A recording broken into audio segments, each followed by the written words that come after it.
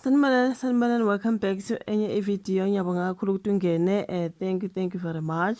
Ungakhohlwa ukusubscribe le-channel mangaba kenzi kanjalo. Subscribe, like i-video, share i-video. Kunye nokubuka ama-ads kuyasiza ukuthi sikhule siyi-channel.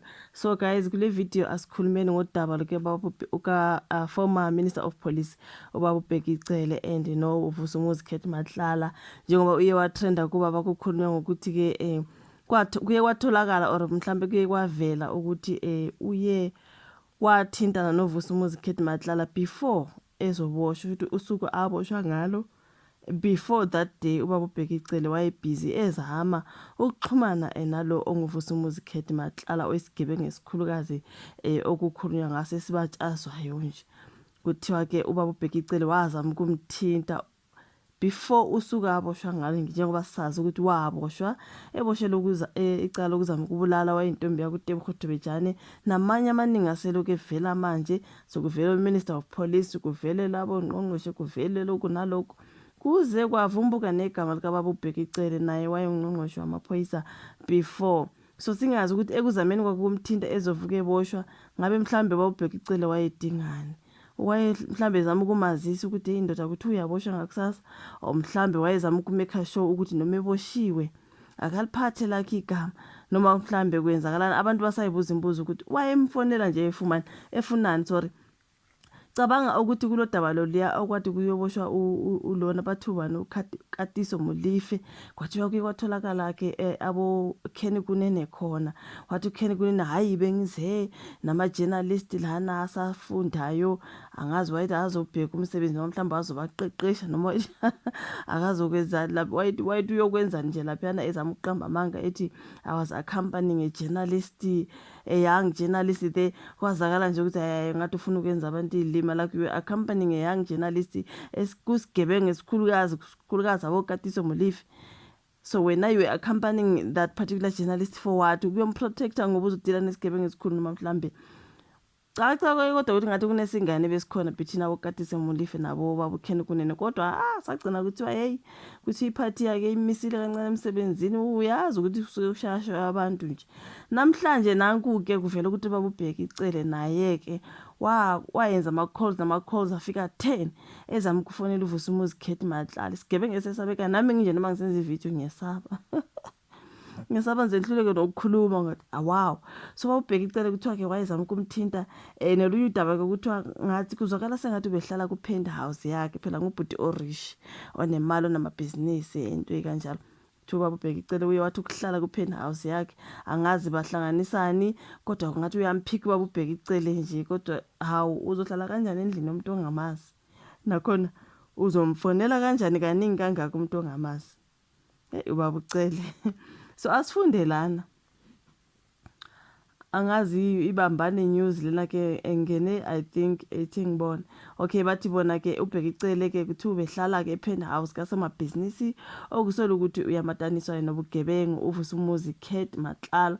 uBheki Cele ubehlala epenthouse kasamabhizinisi okusolo ukuthi uyamataniswa nobugebengu. uMatlala wayengqongqoshe wamaphoyisa. uBheki Cele usenkingeni kulandela ukuvela kwezindaba zokuthi wayehlala endlini kanokusho kasamabhizinisi uVusumuzi Khethi Matlala othinteka ezingxabanweni zobugebengu nezombusazwe. So ngokochungechunge ke lophenyo lweNews 24 oluthi 9 Lives, uCele owaziwayo we-ANC ubejabulela ukuhlala ehhotela likaMatlala elisePitoli ephakamisa imibuzo ngobudlelwano babo. So ke lezi insolo zivele ngesikhathi uCommissioner wamaphoyisa kwaZulu-Natal uLieutenant General Nhlanhla Mkhwanazi esola uMatlala ngobudlelwano neqembu lezigebengu kanye nokuxhasa ke ngezimali ongqongqoshe bamaphoyisa uSenzo Mchunu. uMkhwanazi wethuleke imiyalezo yeWhatsApp okuthiwa ikhombisa ukuxhumana kukaMatlala nozakwabo uMchunu, uBrown Mokgotsi kanye nobufakazi bokweseka imikhankaso kaMchunu. Kwasekhunywa ukuthi uMatlala owanqanyulwa ikontileka yakhe yamaphoyisa ka-360 million ngoMeyi uyamataniswa namacala kasezingeni eliphezulu okuhlanganisa lokuzama ukubulala uTebogo Debejane kanye nelokubulawa umhlola uBabita Deokaran into kanjalo. So ke ithi ngiye laphana bekulolunye udaba ngobaba uCele Nonothi ngoba ucele kahle kahle ngoMatlala bebethi uVusumuzi Khethi Matlala ke ubonakale lapha encoma ubuhle bomkakhe behlangana enkantolo kwaze yona ndawo ababonana kahle eduze njengoba ke esezikhindini nje kanti umkakhe ungaphandle ngebail so lapha na ke basekhoti and then bese bephuma ke lapha na kubonakala nje bengathi bayancokola into kanjalo umkakhe ezoya ngale okunabantu khona yena ke ezokwehla uyakwazi noma ususehla ngedebhisi usubuyela back to emaselini bake bathi ukukhulukhuluma laphana namhlanje bezozama ke inhlanhla ethi ngibone nabanye asola nabo njengoba ke eqhubeka nesicelo sebail ngeshwa icala lakhe lihlehlisele uSeptember 2 kusakhulunywa ke ngaye ubhuti uVusumuzi Khethi Matlala so kusaloku kudinga udaba ke lokuthi ke ubaba ubheka icele wayefonela uVusumuzi Khethi Matlala kangaka nje efunani naleli lokuthi ke kuthiwa wayehlala ku penthouse yakhe ngoba behlanganisana abantu basaloku bezibuze lokho bafethu kuningi kusavela abengamaphoyisa before ababengama ministers before angazi bafethu amagama lokho vela kancane kancane angazi ukuqhubekani bafethu lezi igebengu namaphoyisa nabaphethe amaphoyisa it's just a whole lot wazi wafona kwazi kwaba ka 10 kuthiwa kahle kahle kutholakala ukuthi befonelana kuze kube ka 100 times mabethi more than 100 times basuke besho ukuthini ke bafethu hayi kunzima njengempela ke udaba lukaVusumuzi Khethi Matlala ngathi kuvumbuka eziningi abantu kade bengazazi abantu basamangele sizolinda siza ukuthi kuthiwa ke indaba ziphuma sithi wayemfonela nje funani mhlambe zizophuma lana bebethi it is said that uBhekicele called uVusumuzi Khethi Matlala 10 times the day before he was arrested. Apparently their total calls exceeded 100.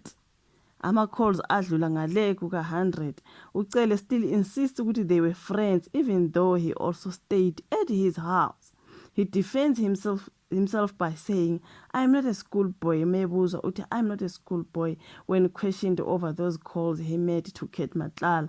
I believe Advocate therefore didn't lie when he said Ucele is connected to those DRUG business and other shady things ngomunye ke laphana ubethi ke na he believes ukuthi ayi ubaba Ucele ngathi ushuthi nawe uyathindeka kulezi ezishady Vusumuzi Khethi Matlala, controversial businessman, appeared in the Alexandra Magistrate Court alongside his wife Utsakani Matlala and the co-accused Musa Kekana no Tego Floyd Mabusela. They're facing the charges of attempted murder and conspiracy to watwat ngatebgo tobejane bayawabala laphana ke kodwa ukuthi case yabo was postponed to the 2nd I think of September into ekanjalo so namhlanje bayiba appear court you guys kodwa ke it was then postponed so ukuningi ke bafethu sizoloku silalele njengoba sekuye kwavela ke nobaba uBhekicele after baba usenzo Mchunu sekuvela ke obaba uBhekicele singazi ukuthi okulandelayo umunye uthe kuzovela ezikaRamaphosa angazi kwenzekani naphana ushivola ka comment section asifuna ukuwasha sifuni nje ukusuyisha bafethu kuthiwe sithe everything we read from articles okay it is alleged ngizonibona ku video elandelayo bye.